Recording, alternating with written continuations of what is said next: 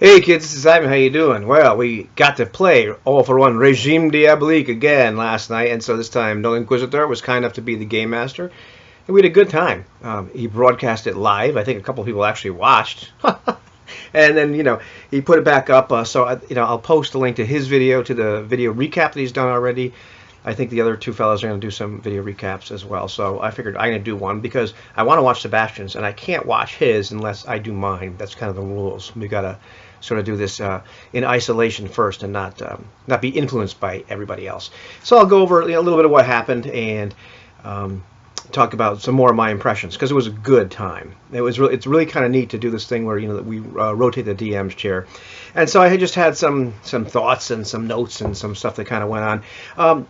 First, I want to talk just a little bit about what I did with my character prior to starting the game, and that's because we ended up with some experience points. So I figured, well, you could spend them or bank them or do whatever you wanted to. So I figured at that point, the thing I kind of walked away from the game was with in terms of like what happened to my character in the original game was that Philippe was kind of freaked out by the fact that he actually got wounded by somebody in a sword fight, especially by somebody that was kind of like a minion, a cultist. It's true there were more than one person attacking him, but he's been trained the Renoir style. Like he's supposed to be able to handle multiple attackers. The fact that he got stuck in a fire and couldn't budge and had to got burned for more damage didn't really freak him out as much. He's been hurt like that before. He's just kind of used to being impulsive and getting himself in trouble. He was kind of freaked out by that. I think kind of spent some more time at the academy. And in terms of what he did mechanically, I figured, well, heck, why don't you have him? I had him improve a little bit at, I think it was, had him spend 3 points on tumbling, which is like a sub skill of athletics. And then I figured I'd have him put some points in intimidation. Maybe they could just look people being kind of mean and try to scare people, because he's just a young kid when it comes right down to it. He's used to living in the shadow of his brothers. Now he feels like he's living in the shadow of these other musketeers. I mean, he's very capable. But still, he hangs out with these guys that are older, and he's always trying to, he's kind of like that annoying little brother you bring along. And the annoying little brother, he just wants to be important. And Philippe wants to be important, and he is, but he just hasn't figured this out yet. And he's kind of overdoing it. He also, let's see, what did I put some money into, or experience points into fame, because he wants to be notable.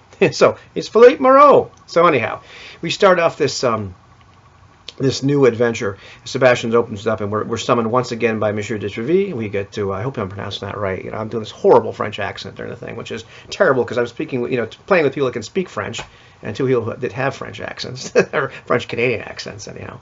But anyway, we get summoned to Monsieur de Treville's place, and he's got a new mission for us. I go there with Briscoeur, with JDRD30's character, and who's, of course, the ultimate womanizer and overconfident, and just you love the guy. He's a scoundrel when it comes right down to it. But he has no off switch. He is just 100% on all the time. So is Philippe, personality-wise. They're not very reserved people when it comes right down to it. Enter Martin, who is Runeslinger's character, Anthony's character, and this guy is he's a lot of fire and ice when it comes right down to it. The four musketeers that we're playing, of course we never play all four of them at once because one of us is in the game master's chair. They're very, very different people. And we got to discover a little bit more about who Martin was. I think Anthony did too, because you discover your character, you have your concept, but I believe you kind of discover it during play as well. And just like Jean-Marie, who's Sebastian's character, who obviously couldn't play, is this kind of brooding and dark character. Martin is sort of in a different way. He's very reserved, and you have this kind of impression during the game that he's I don't want to say he's angry all the time, but he's definitely got some emotion and some passion, which he keeps tightly in check. Part of this is because he probably has the most noble birth out of any of the four musketeers that we're playing, and so he's kind of been brought up that way. At one point he talks about the fact that somebody was paying attention to him because he was speaking the language of, I think it's the language of culture or good breeding, rather than the kind of conversation you'd hear from a bar stool. This is exactly right. This is how this guy is in all of his dealings with other people. And he also just seems to have this kind of he has enough of a social knack to know how to say the right thing. And he also has this real pious thing going on with him. And of course, none of our characters know that he is magical, that he has kind of taken on or carried on the tradition of his father, and is using the magic arts, which of course could get you excommunicated in a heartbeat. However, one of the neat vibes in All for One Regime Diabolique is you can play from the characters in terms of several different schools, or there's another word for it, but of magic, types of magic, and he's using this one that is very religious, or at least the outward appearance is very religious. So it involves a lot of prayer and a lot of wave your hands around with a cross and a rosary and all this kind of stuff, and so it can get me not obvious to people what he's really doing, which is kind of neat. So we have no clue. At least Philippe has no clue. I think Philippe, for the most part, didn't have a lot of clue about many things, and I like playing him that way. And sometimes I find, looking back, I've watched most of, or listened to most of the actual live play today during during some lulls at work, and when I was doing something mindless, or the drives to and from, and at home and whatnot. So I'm listening to Interrupted here and there, and there were times I missed something, and I'm not sure if I missed it just because I missed it, or because I was so engrossed in being my character that he would have missed it, and I kind of missed it too. I'm not really sure what happened there, but I remember thinking, oh, I kind of missed that part, here. Neat to, I don't know if you ever had a chance to listen to a play that you've been in and realize, you missed this, you missed that, how did I miss that? And sometimes, at least in this case, I think it's just because I kind of was Philippe, here and there. So anyhow, here I'm rambling a little bit, but yeah, Martin is this very reserved character, and it's reserved on purpose. You kind of feel like he's the guy just knows how to do that sort of stuff. But so he fits in. He's different. So anyhow, Monsieur de Treville calls us in. There's a young blonde woman dressed very, very well, and we have to pretty much do the down boy Briscoe stuff to Briscoe, and in fact, to the point where Monsieur de Treville kind of pulls him aside at one point and tells him he will pretty much emasculate him should he touch this woman, because she's a woman of very high breeding. This woman. We're to accompany her to the front. We're literally going to the town of the city of Strasbourg on the Bavarian border, and her friend, Monsieur Captain Daniel Daufoy. I couldn't pronounce it at the beginning, so my character started pronouncing it as Daufoy, and the more the game went on, the more comical it got. And it just, hopefully it wasn't too annoying, but that's kind of the way my character is. He's trying to be.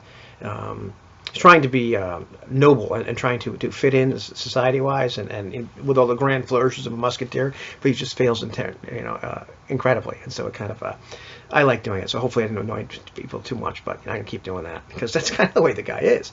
But her friend, her childhood friend, is a captain in the army. He's his reputation is at stake here. Not only his reputation, but perhaps France, because there's rumors that he might be involved in some kind of treachery, with the Bavarians, and perhaps sell the French out and whatnot, but she couldn't possibly believe that. And Monsieur de Treville, he has whatever kind of connection he has with this young lady, or whatever. He's not quite sure, because we asked him what's going on, and so we're to accompany her to the front. She wants to try to clear this guy's name, find out what's going on. She's concerned for him. She's concerned for France, for the crown, for everything. So it's perfect musketeer stuff. So we gather our lackeys. We have a little great role play with our lackeys, which is fun, because each one of us plays a different lackey. And so I got to play Eugene, JDRD30, Briscoe's lackey once again, and as he's getting his haircut, he's discussing women and whatnot. And of course, she is actually really a young woman in love with Briscoe and masquerading as a man. He has no idea. So at one point when he talks about women, she actually jabs him with the scissors in the neck. Actually earned herself a style point, which I was able to use later. So that was really kind of neat. I love that kind of interplay with the lackeys. So we gather armor because we're going to the front, even though Philippe is not really all about that, but he gets some, which was a good thing, by the way. And there we go. Off to the front, we have a great ride where, we get to do a little bit of social stuff. And, of course, I fail miserably. And I just, I wasn't so much into rolling dice. I just played my character kind of stupid. Stupid things I said, if you watch that, that's literally, how he is. And it was interesting to see the dynamic of another game master. And I've watched some of the stuff that Sebastian has done before. And, just watching Nolinquisitor, I think, and I could be wrong, but just GM a game where he's doing it for somebody where he's run the system a few times. He ran Hollow Earth Expedition, so they use the ubiquity system, just like All for One does. However, he's running it for somebody that's really into that system. He's running it for Runeslinger, somebody who's kind of a champion of that system, not his favorite system, but one of his favorites, one of the ones he's really into. Not only does he know a lot about it, but he really likes it. And I think a few times you got that sense that I'm glad he went first because I would have been more nervous. I don't want to say nervous, but it's one of those things where you realize you're live, you're broadcasting this thing, for everybody to see, in real time, and you're running for somebody that really knows what's going on. So I don't know if I don't want to say he got nervous, But there were times it was a little bit less fluid, and because I watched him and he's very fluid DM, and once he got into more of a stride where we weren't really relying on the mechanics as much, he's really a fun guy to play for, or to play with when he's running a game. So I just noticed little I wouldn't even call them hiccups, but noticed where the mechanics got a little bit I don't want to say in the way, and we kind of tripped over the mechanics a few times. It's interesting because here we are. We're not we haven't had the chance to sit down in real life and play some fake, some kind of mock little things here and there, or discuss some of the mechanics. So we're discussing it live in person, on Hangouts, as we're doing it. So we had a few. Not snafus, little clunky spots here and there. That's okay. It's with any new game that you're learning. But going back and listening to it again, I could see it wasn't as clunky as it looked. But we were just discussing things here and there. So that's another little side impression about playing the game, playing with a bunch of people. I'm still enjoying how the ubiquity system works. So that's really neat. I couldn't help but take notes or compare to the few times I've run it like a live, with a live group, face to face, and seeing how okay, this definitely works this way, or Sebastian did it better here or there or whatever. So anyhow, we go down to. We finally get to Strasbourg, and he paints this picture of this really dismal town on the front. There are, just lines of dead French soldiers. It does not look like a really awesome place to go to that point. Except Philippe, his whole thing is he's curious and he's a thrill seeker. These are his flaws. He's like, yes, we're going to the front. Like, this will be great. I'm important. Nobody knows who he is there. He gets really kind of indignant when the priest that's doing the last rites. Martin starts to help the priest. There's pikemen there that he asks, looking for Captain Dufoix, because we need to find him. People have no idea who he is, and he's like, well, I'm the king's musketeer. At least one guy notices the musketeer outfit and kind of pays him some more respect. But as we went through the game, I keep on thinking about how Philippe is still just trying to matter, or try to get people to notice that, how important he is. But he the last of seven brothers, for crying out loud. I'm an oldest child. I have no idea what that's like, so I'm trying to imagine living in the shadow of people like that. Although I've had situations where I've lived in the shadow of others in other contexts, so I kind of know what that's like. So I enjoyed sort of playing that up and watching the other characters do their thing. I mean, Briscoe, the Francois character he's just a joy to watch the entire time. So. Let's see, what did we do? We took our armor. Good thing we took the armor. We're watching, cannons, and we're hearing the cannon fire, the explosions. Everybody seems to be kind of inured to that. We can't find the captain. We go into the tent where he's supposed to be. It's completely empty. So we're there with our young lady, with Louise de Lafayette. I think it's de Lafayette. Yeah. And there's a point where I tried to get her to drink some wine, but no, Martin prays with her instead, which works better. But we have just fun interchanges between us and the lackeys. That was this game that really came into happened a lot more. But it's because we took them with us. Because who else is going to carry the picnic basket? Sure, we're at the front. It's dangerous, but hey, they work for us. Somebody's got to shine our shoes and carry the picnic basket and open the wine and all that kind of good stuff. So we go into this tent and we become ambushed. Nobody realizes that in fact there's some Bavarian spies in the camp. Looking back, as we're going in, this is one of those things that my character just plain old noticed, and I didn't notice, and I didn't notice either. The other guys are kind of suspicious. What's going on? The way some of these soldiers that we're talking to are acting. And of course, look in hindsight, I'm looking, oh, these are some of the Bavarian spies, because we get ambushed. We get to play with some of the minion rules. Where it's just you hit them once and they're kind of knocked out. It's called blade fodder in Ubiquity, and that was a fun little scene. Priestcore actually throws the young lady deftly and nicely under the bed to keep her safe, and as we then fight these 6 guys, it's interesting in Ubiquity. A couple things that happen. You could see just how fast you can die, how lethal combat is, because Martin did not die. But we were surprised. He got attacked twice by this guy in the back in a couple different rounds. He took some damage. He was able to mitigate some of it with style points, but still, when you're talking about a person that's probably got 4, 5, 6 health, and then you go into negatives, but by -5 you are dead, and after 0 you are not really doing really well. Combat is dangerous. Even wearing armor, you can get pretty screwed. The other thing, I don't want to say I feel bad, but sometimes I feel bad about my character because, Philippe is he's a combat machine. And it wasn't my intent to make him that way originally. I was thinking about it today, reliving my character creation moment. And I was really kind of interested in having a character that was going to stay alive. So I was looking for like, what kind of talents are going to be good for defense, or what can I do? Because I'm get involved in all these musketeer type battles. We're going to be doing a lot of swashbucklery. I want to stay alive during all this. And so looking for what talent would be the best for defense. And I remember looking at a couple things. But then, I realized this whole parry thing was great. I saw this talent. And then I saw this thing where you could do this riposte and you could do damage afterwards. I'm thinking, well, that's really, really cool. I talked about the video about how I made that character. Built the character around all this. You had to have a certain level in fencing in order to be able to do this, certain ability scores, certain fencing style to really kind of make it all work. And the only other thing I was thinking with him is I want him to be able to do all these nifty, agile and acrobatic things that musketeers are supposed to do, be that cinematic thing. So I put all my skill points in that. I end up with this character that is a combat machine. Because he pretty much gets 2 attacks per round. He uses this parry all the time as a free action for his defense. So, if you attack him, you're probably going to get killed just by his riposte. Never mind his attack against you. So he does some slicing and dicing and a little minion thing. And later on, when we faced a vampire, I pretty much killed him single-handedly. The woman vampire single-handedly, over some time. And it was just, I think Sebastian was kind of taken aback. I think we all were a little bit, just how fast my character could kind of slice and dice. Although every character has their niche they fit into in this game. They're all very capable fighters. I mean, Philippe is just kind of over the top. Like sometimes I feel like, oops, like he's really a little bit too nuts. But socially, Briscoe is a little nuts. He just con and seduce and just get out of the craziest situations. And Martin, he's got these magical abilities, and he's also just got this noble breeding that really helps out too. So everybody's kind of got their skills. Everybody really shines a lot in one particular area. And Jimmer, he's really good at brooding and killing werewolves, but he wasn't playing this time. So we finally get to we get out of that little scrape. We realize she's able to leaf through this book or this diary because we're in the captain's tent. As a matter of fact, she figures out he's probably in this cathedral, and some kind of dark things are going on. It was great because as we're going this life or death fight, she's thrown under the bed. Briscoe leans over and looks under the bed. Everything is fine, my lady. And then he gets stabbed right after that.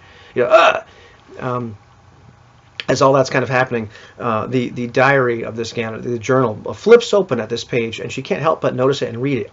Under the bed, she's an NPC, but while we're in this life and death struggle, this is just classic musketeer stuff. We're just, cinematic, over the top craziness, which I know Nolinquisitor likes, and it was very enjoyable to participate in that. So we go to this cathedral. It's kind of the Notre Dame of this town of Strasbourg. And it says, I guess, it's a very famous cathedral because he did pick out some things from actual history, including Louise de Lafayette is a historical figure. I think she became a nun later on. And this one great cathedral that has like one spire on the left. It's very, it's huge, but it's kind of asymmetrical. We end up debating on how to go in there, and we kind of figured that we're going to go in. Martin has this great idea that everybody has the right to pray. She can go in and pray because we're worried about Bavarian spies at this point. Like, is this guy colluding with them? Is he's having some kind of rendezvous with them? So we go, and sure enough, we do find Captain Daniel Dufoy, and he's lighting candles there. Louise has like a interchange with him, and he becomes very angry that she's there because it's not safe. And then the vampire shows up. At least one of the characters, Martin, can tell that something's up with him, like something's wrong with him, and he's having this internal struggle. And then all hell breaks loose. And the vampire is able to use some fear to type abilities, which I was able to mitigate by using style points. We had a little discussion about how this actually works. One of those kind of snafus with the rules, or just kind of moments where we weren't all quite familiar. Because ubiquity can be a little confusing every once in a while, because you talk about you get this many dice penalty or that many dice penalty, or you say it's a +2 penalty, or advantage, and which really means that many dice, not that many successes. And in this case, the creature was rolling against our willpower, so we didn't have to roll. I couldn't figure that out in the beginning, and then I realized I just had to spend style points to get out of that if I wanted to. So I resist. So it was one of those little those rules moments that interfered, but it was good. I mean, you have to cut your teeth sometime.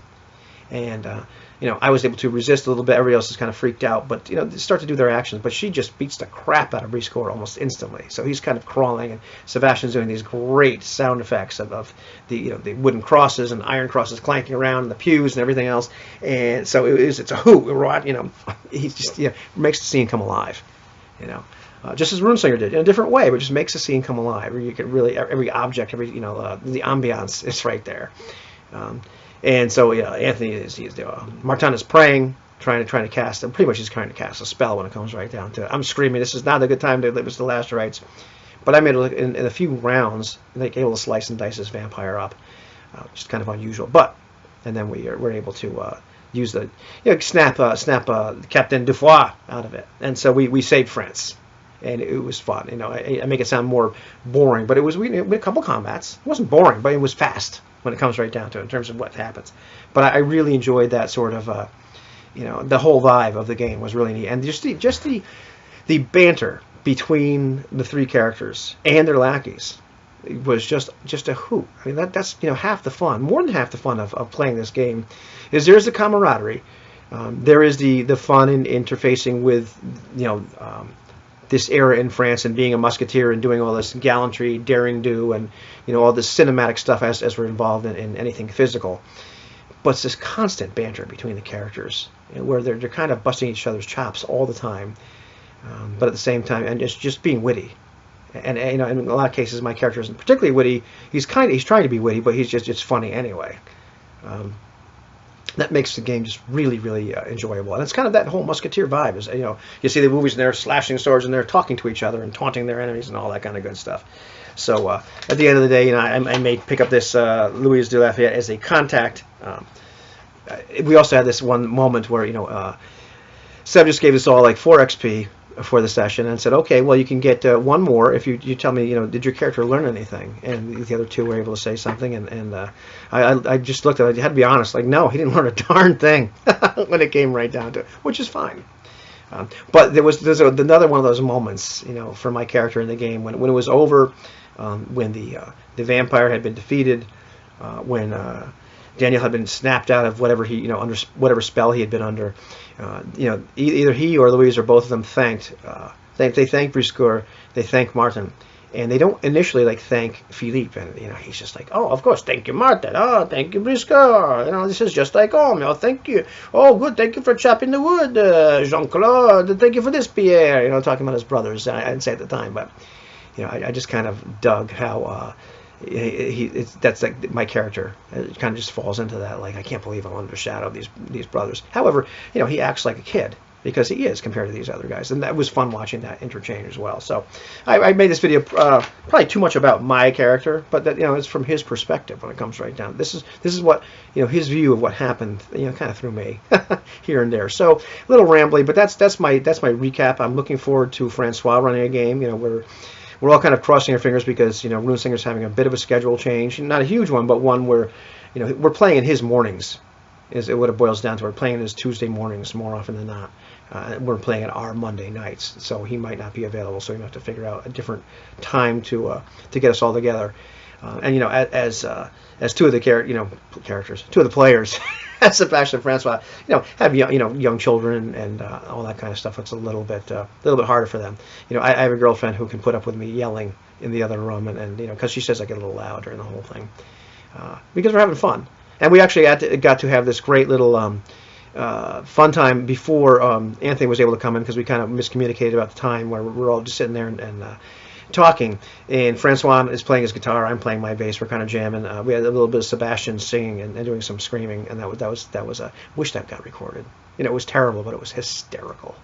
So that's it. We had a good time, and that is it. All for One Regime Diabolique. You should watch it and you should play it. Good game.